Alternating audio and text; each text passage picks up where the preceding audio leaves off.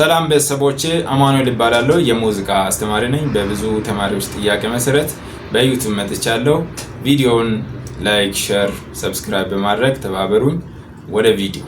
እዚህ ጋር ማወቅ ያለብን በጣም በቀላሉ ኪዎቹን ለመረዳት የሚጠቅመን ነገር ምንድነው እዚህ ጋር ሁለት ጥቁር አለ 3 ጥቁር ሁለት ጥቁር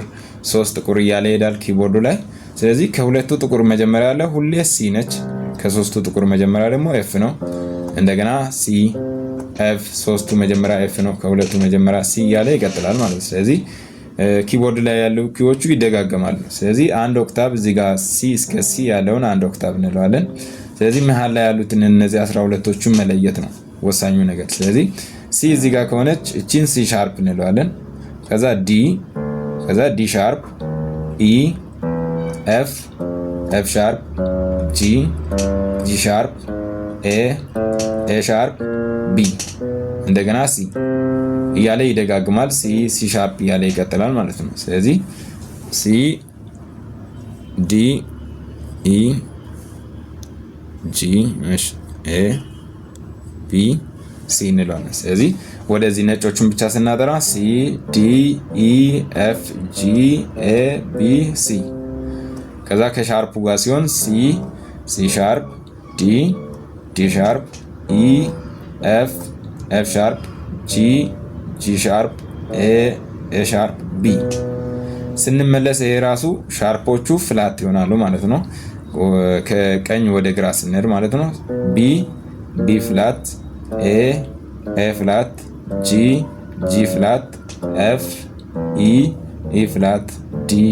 ዲ ፍላት ሲ እንለዋለን ማለት ነው ስለዚህ እነን መጀመሪያ በደንብ ሳታውቁ ሌላ ቅኝት መስራት የለባችሁ መጀመሪያ በደንብ ማወቅ ያለባችሁ እነዚህ 12ቶቹን 1 2 3 4 5 6 7 8 9 10 11 12 የተለያየ ኪዎቹን ወይ ቁልፎቹን በደንብ መረዳት መቻል አለባችሁ ማለት ነው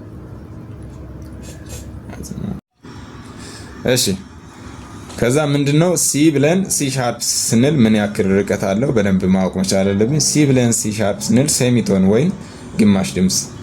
ያክል ይራራቃሉ ማለት ነው ከዛ ከሲ ሻርፕ ወደ ዲ ስንመጣ እንደዛው ግማሽ ከዲ ወደ ዲ ሻርፕ ግማሽ ከዲ ሻርፕ ወደ ኢ ግማሽ ከኢ ወደ ኤፍ ግማሽ ከኤፍ ወደ ኤፍ ሻርፕ ግማሽ ከኤፍ ሻርፕ ወደ ጂ ግማሽ ከጂ ወደ ጂ ሻርፕ ግማሽ ከጂ ሻርፕ ወደ ኤ ግማሽ ከኤ ወደ ኤ ሻርፕ ግማሽ ከኤ ሻርፕ ወደ ቢ ግማሽ ይሆናል ማለት ነው ስለዚህ አሁን እዚህ ጋር ደግሞ በደንብ ማወቅ ያለብን ኢ እና ቢ ሻርፕ የላቸውም ኢ ብለን ኤፍ ነው የምንለው ቢ ብለን ሲ ነው የምንለው ከዛ ሲ ፍላት የለውም ኤፍም ፍላት የለውም ኤፍ ኢ ነው የምንለው ያው እዚህ ጋርም ሲ ብንል ቢ ነው የምንለው ማለት ነው ስለዚህ እነዚህም ለይቶ ማወቅ እነዚህን ደግሞ በደንብ ማወቅ ያለብን መጀመሪያ ኦርደራቸውን መልቀቅ የለብንም ሲ ብለን ሁሉ ጊዜ ሲ ሻርፕ እንዳለች ከሲ ሻርፕ ወደ ዲ እንዳለ ኦርደሩን ማወቅ መቻል አለ እነዚህ ምንድናቸው እያንዳንዳቸው ላይ ግማሽ ድምጽ ይሄዳል ስለዚህ ኦርደሩን ለቀቅን ማለት ለምሳሌ ከሲ ወደ ዲ ሄድን ማለት ሙሉ ድምጽ ሆነዋል ማለት ነው ለምን እዚህ ጋር ጥቁሯን ዘለናል ማለት ነው ከዛ ከሲ ሻርፕ ወደዚህ ስንዘል ደግሞ እዚህ ጋር መሃል ላይ ዲ አለች እሷን ስንዘል ሙሉ ቶን ይሆናል ማለት ነው ስለዚህ ሁሌ ነጭ ብቻ ቶን ነው ብሎ የሚያስቡ ሰዎች አሉ ስለዚህ ይሄ እንደማይነካ ምረዱ ሰዎች ስላሉ በደንብ እቺ መረዳት መቻል አለባችሁ ለምሳሌ ኢ ብለን ኤፍ ስንል ነጭ ስለሆነ ሙሉ ነው ብላችሁ እንዳታስቡ ከኢ ወደ ኤፍ ግማሽ ድምጽ ነው ለምን እዚህ ጋር መሃል ላይ የዘለልነው ነገር ስለሌለ እዛ የኢ አሁን ሙሉ ሆኖ ማን ነው ኤፍ ሻርፕ ነው ማለት ነው ስለዚህ ከነጩ ወደ ጥቁርም ሙሉ ሊሆን ይችላል ይሄንን በደንብ መረዳት መቻል አለባችሁ እዚህ ጋርም ስንመጣ ቢ ብለን ሲ ስንል ግማሽ ድምጽ ነው ሙሉ ለማድረግ ወደ ሲ ሻርፕ መዝለል መቻል አለብን ማለት ነው ስለዚህ በደንብ አድርጋችሁ እነዚህን ኦርደር መጀመሪያ መጥራት አለባችሁ ሲ ሻርፕ ዲ ሻርፕ ኢ ኤፍ ሻርፕ ጂ ሻርፕ ኤ ሻርፕ ቢ ያላችሁ ከጠራችሁ በኋላ ይሄንን ሁሉ መደዳ ዝም ብላችሁ የምትመጡ ከሆነ ግማሽ ድምጽ ነው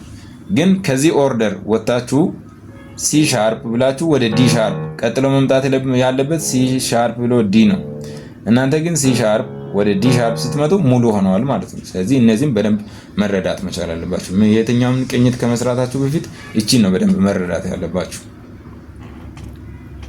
እሺ እዚህ ጋር ማወቅ ያለብን ነገር እነዚህ ነጮቹን ናቹራል ኪ እንላለን ናቹራል ነው ጥቁሩ ሁለት ስም ነው ያለው ወደ ቀኝ ስነድ ሻርፕ ይባላል ወደ ግራ ስንመለስ ደግሞ ፍላት ይባላል። ይሄ ማለት ለምሳሌ ከሲ ወደ ቀኝ ስንመጣ እቺን ሻርፕ እንለዋለን። ከዲ ወደ ኋላ ደግሞ ወደ ግራ እጃችን ስንመለስ ዲ ፍላት ይባላል ማለት ነው። ስለዚህ ሁሉም እንደዚህ ወደ ቀኝ አሁን ይሄ ዲ ሻርፕ ነው። ወደ ግራ ስንመለስ ኢ ፍላት ይሆናል። ወደ ቀኝ ኤፍ ሻርፕ፣ ወደ ግራ ጂ ፍላት። ስለዚህ ሁለት ስም አላት ማለት ነው። ከዛ ጂ ሻርፕ ወደ ዚ ወደ ኋላ ስንመለስ ደግሞ ኤ ፍላት ይባላል። ስለዚህ ጥቁሮቹ ምንድናቸው? ሁለት ስም ነው ያላቸው፣ ሻርፕ ወይ ፍላት እንለዋለን ማለት ነው። በደንብ ይሄንን መረዳት አለባችሁ። ስማቸውን መጀመሪያ ካላወቃችሁ እዚህ ጋር ሌላ ቅኝቶቹን ማውጣት መጫወት ይገብዳቸዋል። ስለዚህ ቀድማችሁ እነዚህን ሻርፕ ወዴት ነው ፍላት ወዴት ነው የሚለውን በደንብ መረዳት መቻል አለባችሁ። የዛሬ ቪዲዮአችን ይሄንን ይመስላል። በዚህ ቪዲዮ ላይ ጥያቄ ካላችሁ እንዲሁም ሌላ እንዲሰራላችሁ የምትፈልጉትን ነገር ኮሜንት ላይ አስቀምጡልኝ። መግቢያ ላይ እንደተናገርኳችሁ ስሜ አማኑኤል ይባላል።